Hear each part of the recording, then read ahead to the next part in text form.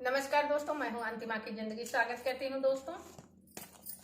अनीता पांडे के देहाती लोग। दोस्तों आज हम लोग लेकर आए हैं एकदम धमाकेदार कहरवा गीत। इतना धमाका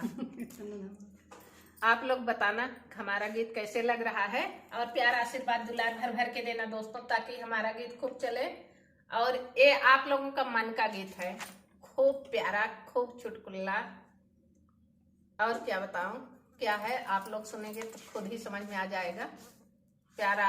आशीर्वाद देंगे तभी समझ में आएगा हम लोगों को भी कितना अच्छा आप लोगों को लगा। धन्यवाद।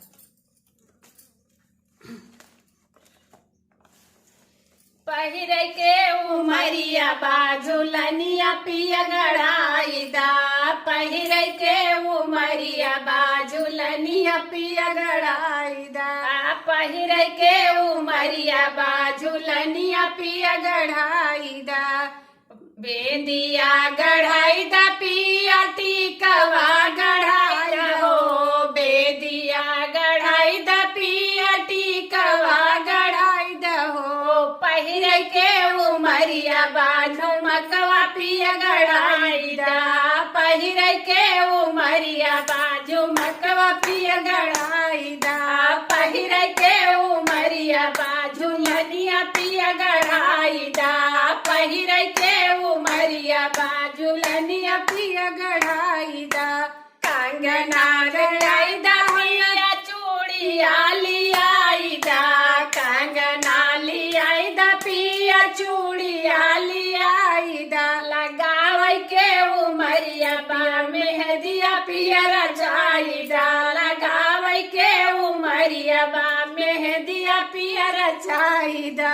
पहिरे के उमरिया बाजू लनिया पिया गढ़ाईदा, पहिरे के उमरिया बाजू लनिया पिया गढ़ाईदा, पहिरे के उमरिया बाजू लनिया पिया गढ़ाईदा,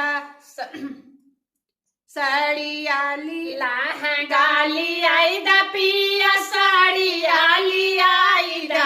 लहंगा लियाईदा पिया साड़िया लियाईदा, पहिरे के उमरिया बाजू नरिया पिया लियाईदा, पहिरे के उमरिया बाजू नरिया पिया लियाईदा,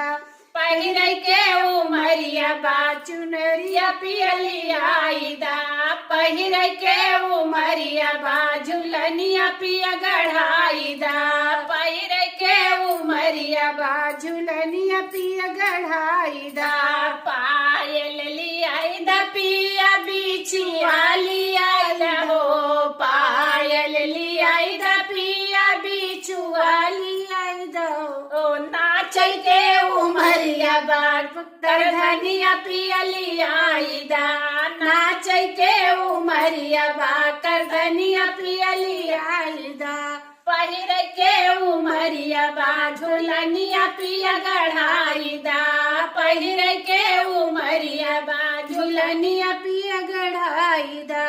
जेठवा बोलाईदा ननद देवरा बोलाईदा हो, जेठवा बोलाईदा ननद देवरा बोलाईदा हो, सोवै के उमरिया बा सजनवा पिया बोलाईदा, सोवै के उमरिया बा सजनवा के बोलाईदा, सोवै के उमरिया बा सजनवा के बोलाईदा, पहिरे के उमरिया बाजू लनिया पिया गढ़ाईदा, पहिरे के उमरिया बाजू लनिया पिया गढ़ाईदा। धन्यवाद दोस्तों, हमारा गीत कैसे लगा कमेंट में बताना, भरपूर सपोर्ट करना, प्यार आशीर्वाद दुलार भर